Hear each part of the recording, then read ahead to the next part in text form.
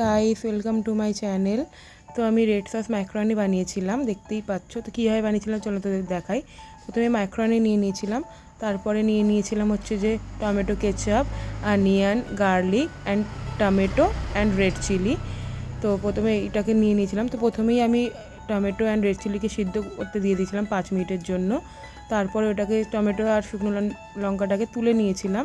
তুলে নেওয়ার পর এটাকে স্কিনটাকে ছাড়িয়ে মিক্সিতে পেস্ট করে নিয়েছিলাম।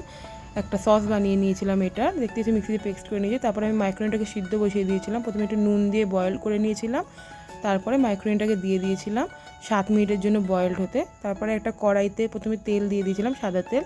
তারপরে প্রথমে রসুন দিয়ে দিয়েছিলাম, দেখতেই পাচ্ছ। রসুনটাকে একটু হালকা লাল করার পর তারপর ওখানে পেঁয়াজ দিয়ে দিয়েছিলাম। পেঁয়াজটাকে দিয়ে ওটাও হালকা লাল করে নিলাম, ধিমে আঁচে করবে। তারপরে ওটাকে আমরা প্রথমে চিলি ফ্লেক্স, মিক্স হাফ মানে অরিগ্যানো, তারপরে একটু স্বাদ অনুযায়ী নুন দিয়ে দিয়েছিলাম।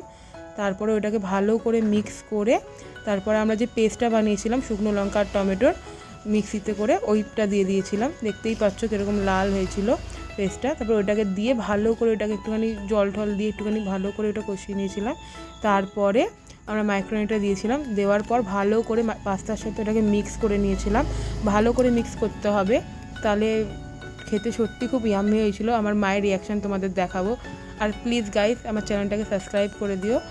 আর হচ্ছে যে এটাকে ভালো করে বানানোর পর একটা উপর থেকে প্লেটিং করে নিয়েছিলাম। তারপরে আমার ওর উপরে একটা পোস্ট দিয়ে একটু সস দিয়ে নাম টাম লিখে আমার মাকে সার্ভ করেছিলাম। দেখতেই পাচ্ছ আমার মা খেয়ে এক্সপ্রেশন দিচ্ছে আমার মতন।